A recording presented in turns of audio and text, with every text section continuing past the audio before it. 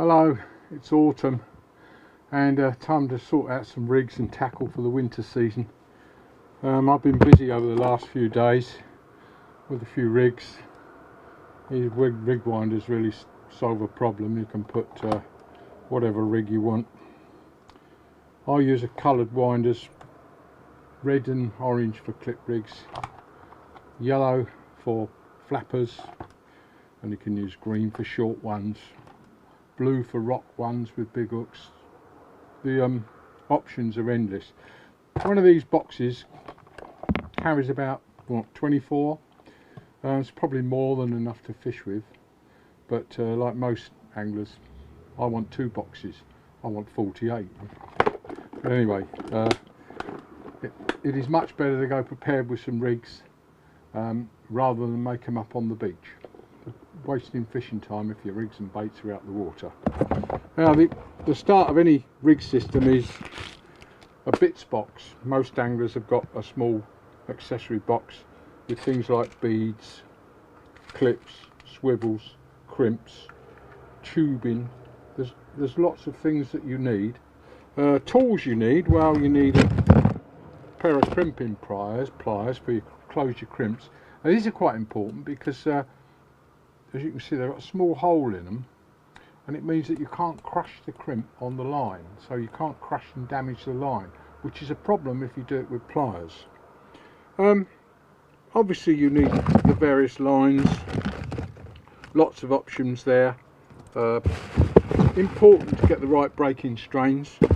And I think a general tip for rig tying is your body of your rig needs to be strong enough to carry the lead. So if you're using 6 ounce, you want at least 60 pound breaking strain, especially if you're swinging it. If you're overhead thumping with a fixed ball, you can get away with 30 as long as you're careful, but I don't advise that on a crowded pier or beach. Snood wise, there is a tendency to go very light with snoods, 10 and 15 pound in the summer, because you want the bait to be able to move in the tide. But in the winter, there's so much weeds, snags, that sort of thing, and some of the fish have got teeth like cod, they can wear the line away, so it pays to use 20-25 pound snoods in the winter, even 30 and 40 if you're on a pulley rig. One thing about that, the stiffer mono does tend to make the snoods anti-tangle, so fluorocarbons become quite popular because it's a little bit stiffer and it doesn't tangle so much, it hangs out from the rig, whereas a very light 15 pound line, it will twist up in the tide when you retrieve it and cause you all sorts of snags and problems. Rig wise, well, there's several options. Let's go through a few. One of the things that I do, I'll take one off. Now, one of the ways to make sure your rig comes off easily is to put your hooks on the rig in order. So you put your top hook first and so on. This is just a 2 up 1 down, quite a short, what I would call a casting rig. On the top I've got a genie clip, and on the bottom I've got a genie clip for the lead. In this case I'm using an impact lead, so it goes on there quite easy, comes off easy. You can change your lead quickly with these kind of clips. On the top,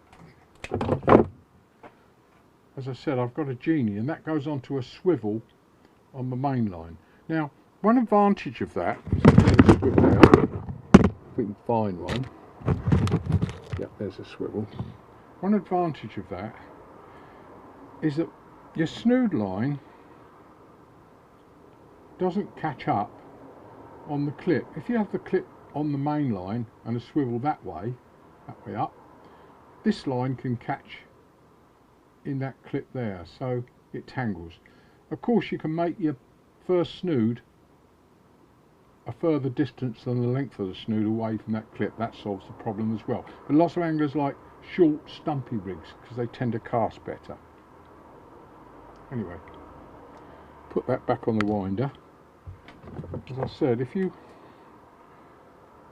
put your rigs on your winders in order, they're easy to get off. I tend to put the first hook in the middle, wrap it round a few times, get to the second hook and put that on the edge, on the lip of the winder. Then the third one and final one, put that on the outside, then you know where to start.